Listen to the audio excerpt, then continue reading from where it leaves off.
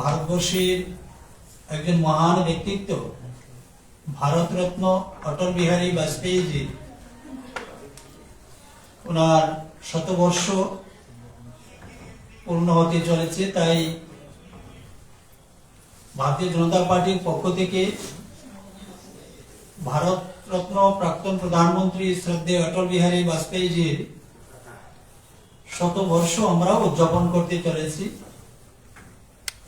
আজকে 24শে December 2025, 6ই December ওনার জন্মদিন। তো আজকের এই দিন থেকে আমাদের কর্মসূচি শুরু হয়েছে।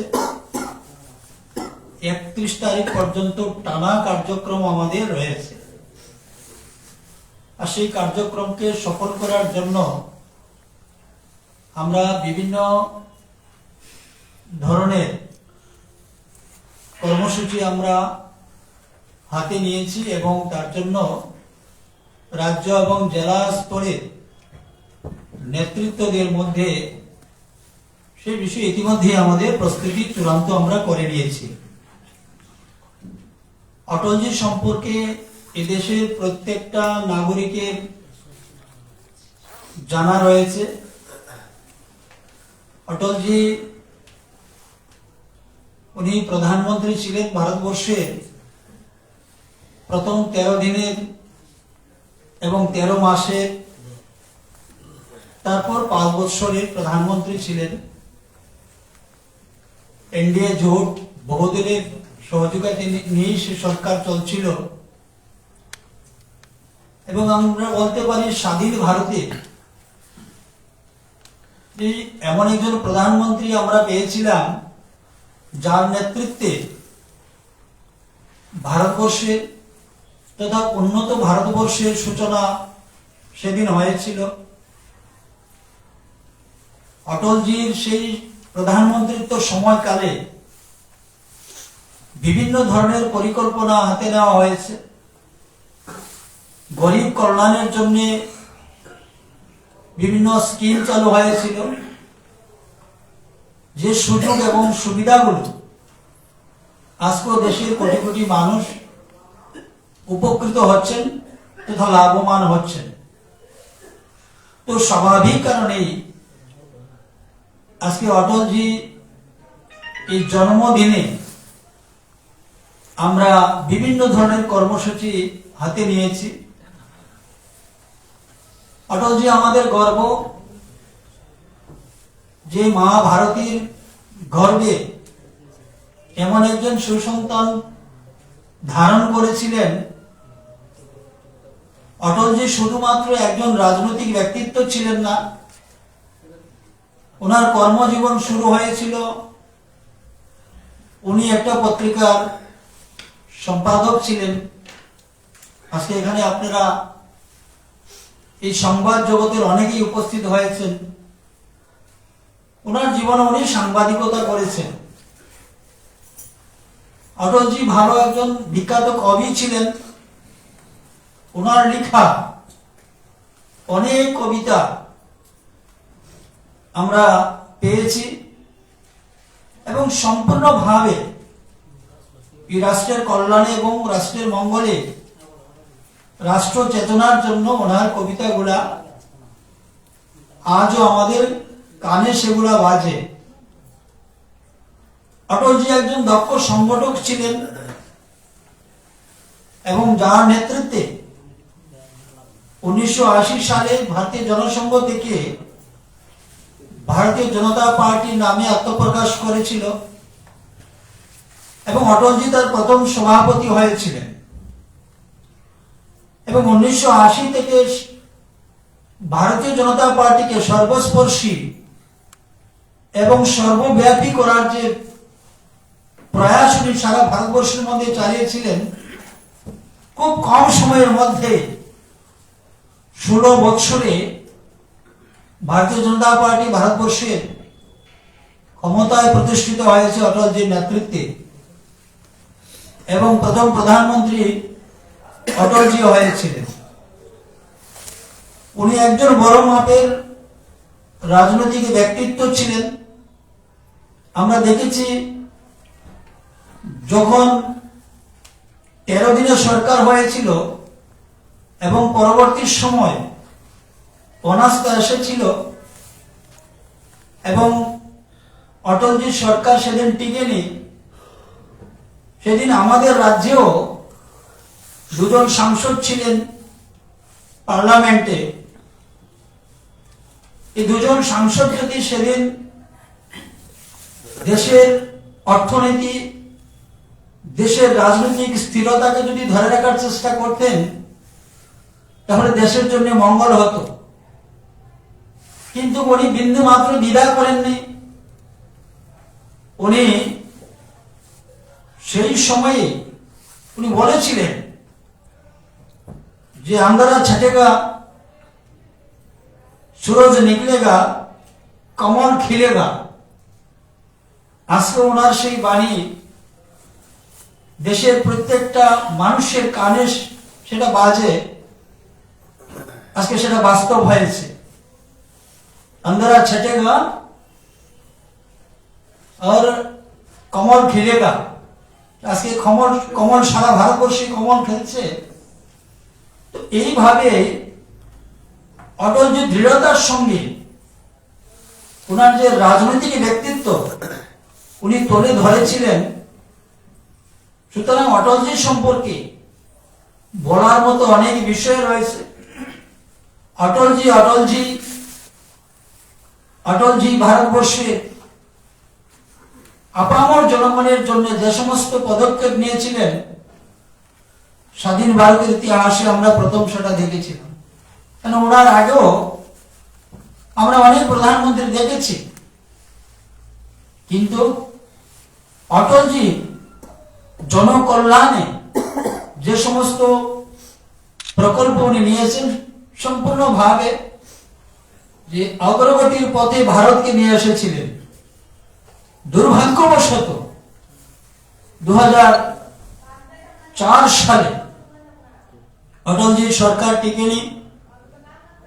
এখানে ইউপিএ সরকার কংগ্রেসের নেতৃত্বে, সেই দিনটি আজও আমার মনে পড়ে, আমাদের সকলেরই মনে পড়ে যে একটা অন্ধকার সময় সেদিন আমরা দেখেছি। 2014 সালে আবার ভারতবর্ষের রাষ্ট্রপ্রেমী নাগরিক বৃন্দ ভারতীয় জনতা পার্টিকে নিরঙ্কুশ সংখ্যাগরিষ্ঠতা দিয়ে সরকার গঠন করেছেন এবং তার প্রধানমন্ত্রী নরেন্দ্র মোদীজি হয়েছেন। নরেন্দ্র মোদীজি ঠিক অটলজির সেই যে স্বপ্ন ছিল, যে কাজগুলো আধুরা ছিল, সেই কাজগুলো পূরণ করতে সক্ষম হয়েছে।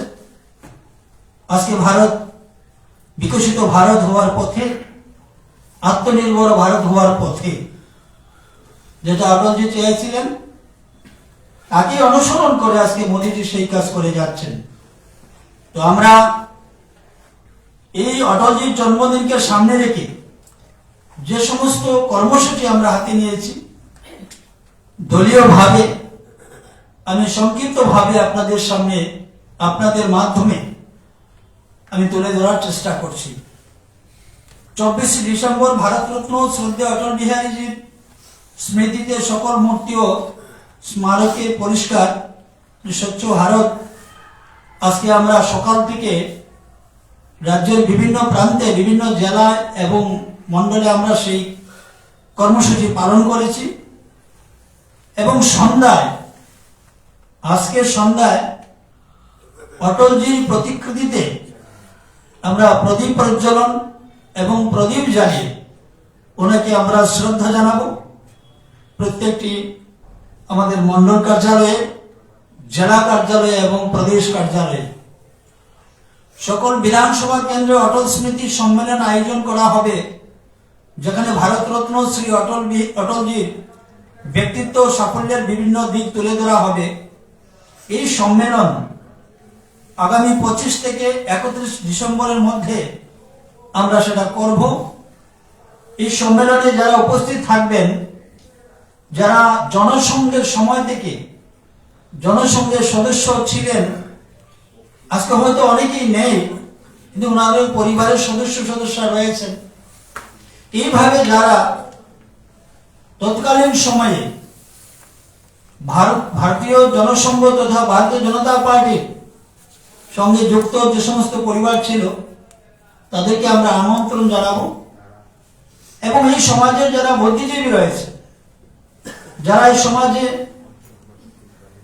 প্রতিষ্ঠিত ব্যক্তিত্ব রয়েছেন, বিভিন্ন ধরনের প্রতিভাবান ব্যক্তিত্ব রয়েছেন, যেমন যারা বিশিষ্ট সাংবাদিক রয়েছেন, যারা বিভিন্ন সময় বিভিন্ন আর্টিকেল লেখেন, এই ধরনের ব্যক্তিত্বদেরকে আমন্ত্রণ জানিয়ে আমাদের সম্মেলন আমরা করব এবং অটলজির সম্পর্কে আলোচনা সেখানে থাকবে। দলীয় কার্যালয়, স্থানীয় সংস্থার কার্যালয় এবং জনসাধারণের স্থানে 7 দিনের অটল স্মৃতি প্রদর্শনের আয়োজন থাকবে। অটলজির সময়ে যে সমস্ত প্রকল্পগুলো চালু হয়েছিল সেগুলো আমরা এক্সিবিশনের মতো প্রদর্শনী আমরা বিভিন্ন জেলাতে এবং প্রদেশে আমরা সেগুলো করব। সকল নগর নিগম ও নীতি গবেষণা প্রতিষ্ঠানগুলিতে সুশাসন সম্মেলন মাননীয় প্রয়াত প্রধানমন্ত্রী অটল বিহারী বাজপেয়ীজির সুশাসন ভারতবর্ষের মধ্যে উনি দেখিয়ে দিয়েছেন, সেই সুশাসনকে সামনে রেখে এই সুশাসন সম্মেলনের আয়োজন করা হয়েছে। আমরা বিভিন্ন চৌক, চৌরাস্তা বা উদ্যানগুলির নাম অটলজির নামে সেগুলো রাখার পরিকল্পনা আমরা হাতে নিয়েছি। জেলা স্তরে এবং প্রধান শহরগুলিতে কবি সম্মেলন, চিত্রাঙ্কন প্রতিযোগিতা, গ্রাফিক্স এবং রিলের মাধ্যমে প্রতিযোগিতা, প্রশ্নোত্তর প্রতিযোগিতা, এই ধরনের কিছু কার্যক্রম থাকবে। আমরা আপনাদেরকে আমন্ত্রণ জানাচ্ছি, যেহেতু আপনারা সাংবাদিকতা করছেন বা যারা এই সাংবাদিক সম্মেলনের মাধ্যমে এই রাজ্যের যারা বিশিষ্ট সাংবাদিক রয়েছেন, যারা সংবাদ মাধ্যমগুলোর সম্পাদক রয়েছেন, লেখনী অটলজি সম্পর্কে লেখা আমরা আপনাদের কাছে আবেদন রাখবো। আপনারা অবশ্যই সেগুলো লিখবেন এবং আপনাদের নিজ নিজ পত্রিকায় বা ইলেকট্রনিক যে চ্যানেলগুলো রয়েছে সেগুলাতে আপনারা যদি সেগুলা করেন, আপনাদের কাছে সেই আবেদন আমাদের থাকবে। এইভাবে আমাদের বিভিন্ন ধরনের আরো কর্মসূচি রয়েছে। অটলজির জীবন ও সাফল্যের উপর ভিত্তি করে গ্রাফিক্স ও রিল সকল সোশ্যাল মিডিয়া প্ল্যাটফর্মে আমরা এগুলাকে প্রচার এবং প্রসারে আমরা হাতে নিয়েছি। তো তার জন্য আমরা প্রদেশ স্তরেও একটা ছোট কমিটি আমরা তৈরি করেছি। আমরা সেই কমিটির মধ্য দিয়ে অজন্তাদি সেখানে রয়েছেন, এই কমিটির মধ্যে আমি নিজেও রয়েছি। সেখানে আমাদের জেনারেল সেক্রেটারি বিপিন দেববর্মা রয়েছে, যুব মোর্চার সাধারণ সম্পাদক রানা ঘোষ রয়েছে। তো আমরা সবাই মিলে আগামী কাল বলতে ওনার জন্মদিন 25 ডিসেম্বর থেকে 31 ডিসেম্বর পর্যন্ত ধারাবাহিক এই কর্মসূচি আমরা পালন করতে চলেছি। ধন্যবাদ সবাইকে, নমস্কার। আপনাদের কোনো প্রশ্ন যদি থাকে? ধন্যবাদ সবাইকে। একটি বিষয় একটু বাদে আমাদের প্রদীপ প্রজ্বলন সেখানে হবে।